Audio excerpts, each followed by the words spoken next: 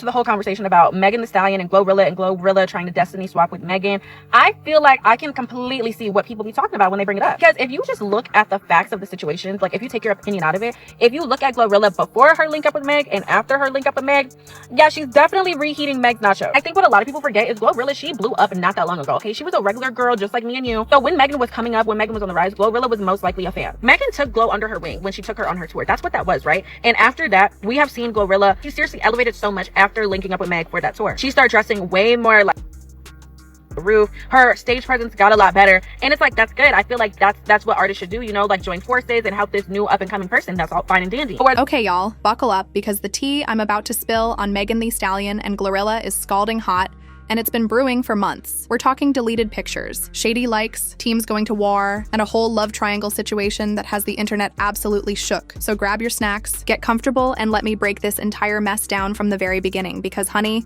this is wild. So look, the tension between Meg and Glo didn't just appear out of nowhere. It's been building, and the cracks really started showing when GloRilla tagged a Tory Lanez song on her Instagram story a few months back. Now, to some people, that might seem harmless, right? Just vibing to music. But y'all know that was a problem. Megan has been very vocal about Tory allegedly shooting her. The man is literally in jail right now because of what happened to her. So when GloRilla posts his music acting like everything's cool, Megan took that personally.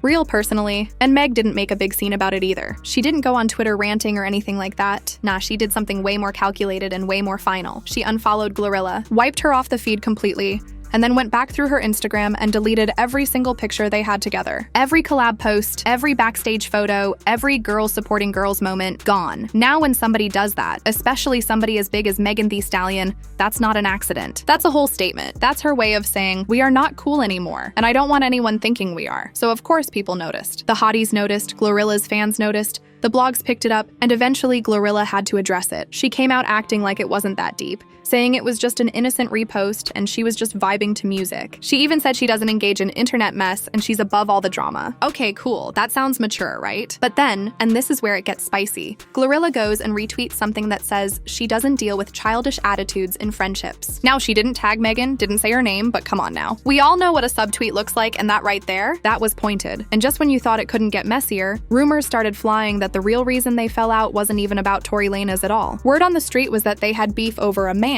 Yeah, a whole man. Now let me tell you how this came out, because it's messy. There was this argument between Cuban Doll and Asian Doll. Asian Doll is tight with Megan, by the way. And during their back and forth, Cuban Doll dropped a bomb. She said, and I quote, "You also said Meg don't like Glo over her ex and asked for a threesome. Now let that marinate for a second. That's not some vague shade anymore. We're talking alleged love triangles, jealousy, and some wild behavior. I don't know if it's true, but once that was out there, the internet ran with it. Now let's talk about what their relationship used to look like, because on the surface, Megan and GloRilla seemed tight. They had songs together, they performed together, they went on tour together, they were out here acting like besties, doing the whole women supporting women thing. The optics were perfect. But here's what insiders have been saying. It was never really that deep. Sources claim their relationship was always more business than personal. They worked together because it made sense for their careers, but behind the scenes, they allegedly saw each other as competition. And if you think about it, that makes sense. They're both rappers, both coming up around the same time, with overlapping fan bases. Of course, there's gonna be competitive energy there. Alright, so fast forward to the most recent round of drama, because this is where things really popped off. GloRilla was spotted courtside at a Raptors versus Mavericks game, looking cute, sitting with her stylist EJ King. Now, if you're a casual fan, you might not know who EJ is, but if you've been following Megan, that name should ring a bell, because EJ King used to be Megan's stylist. Let me give you the backstory real quick, because it's important. EJ used to style Megan back in the day. He was part of her team, helped craft her image, was there during some of her biggest moments. But then things went left. According to sources, Megan allegedly owed EJ money, and instead of handling it professionally, she just ghosted him. Fired him without making it official, stopped responding, cut him off completely. But it gets worse. There were rumors that Megan and JT actually confronted EJ at Cardi B's birthday party, like ran up on him in person. And here's the kicker. EJ actually testified in Megan's court case against Tory Lanez, but his testimony didn't help her case. Some say it actually hurt more than it helped. So you can imagine the bad blood between them after that. So now seeing EJ pop up as GloRilla's stylist, that's not random, that feels intentional. Now here's where the parallels get interesting. Not too long before GloRilla's courtside moment, Megan also went to a basketball game. She went to a Mavericks game with her boyfriend Klay Thompson and her current stylist Kaylon. They were courtside, looking good, pictures went viral, it was a whole moment. So now you've got both of them doing the same thing, courtside at games with their boyfriends, with their stylists. The setups are almost identical and the internet loves to compare.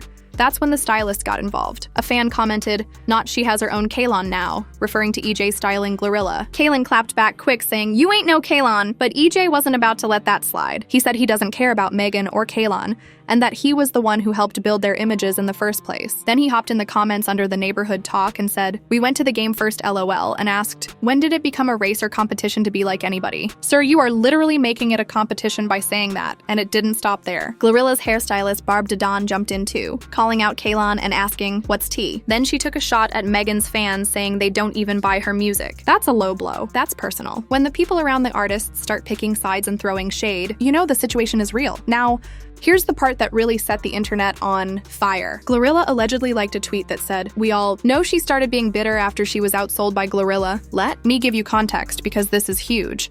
GloRilla's album Glorious outsold Megan's self-titled album Megan in the first week. Now think about that. Megan is a 3-time Grammy winner. She's had massive hits. She's a household name. GloRilla was literally her opening act at one point. So for Glo to turn around and outsell Meg, that's a major upset. That's the kind of thing that shifts power dynamics in the industry. So when that tweet came out and GloRilla liked it, that's not an accident. You don't accidentally like tweets like that. That's deliberate. Of course, people screenshot it and it went viral. And what did GloRilla post after? Just 2 words. Mad AF. No explanation, just mad AF. People interpreted that as either she's mad that people are making a big deal, or she's saying Meghan is mad AF that she got outsold. Either way, not a good look. Here's where we gotta talk about public perception, because right now the optics are not in GloRilla's favor. Why? Because Meghan has been silent this whole time. She hasn't said a single word publicly. She hasn't posted shady tweets, hasn't liked shady comments, hasn't sent her team to fight. She's just been living her life, staying focused on her career. And when one person is throwing subs and the other is staying quiet, the quiet person usually looks better. They look more mature, like they're above the drama. Meanwhile, the person throwing shade starts to look pressed and bitter. If GloRilla keeps this up and Meghan stays silent, people are gonna turn on Glo. They're gonna say she's doing too much, trying to start beef with somebody who's not even entertaining her. And that's dangerous because Meghan and GloRilla share a lot of the same fan base. If fans are forced to pick sides, most are probably gonna side with Meghan. She's the bigger name, been around longer, got the accolades, and right now she's got the moral high ground. Now, some people think this whole thing is a PR stunt, that maybe they're cooking up a collab and all this beef is just to drum up hype. And look, I can't say that's not possible. Fake beef sells, drama sells. But if this is a stunt, it's risky, because the longer it goes on, the more real it feels. And once people pick real sides and develop real opinions, it's hard to walk back. So what happens next? Are we getting diss tracks? A public confrontation? Are they gonna address this in interviews or keep it in the shadows? My prediction is Meghan's gonna continue staying quiet and focused. She's too smart to get dragged into public mess unless she has to. GloRilla seems like she's still learning how to navigate this level of fame, and might not realize yet that sometimes silence is the most powerful response. Look, at the end of the day, we don't know these people personally. We don't know what conversations happened behind closed doors or what feelings got hurt. All we have is what we can see: the social media activity, the public shots, the team beef. And based on what we can see,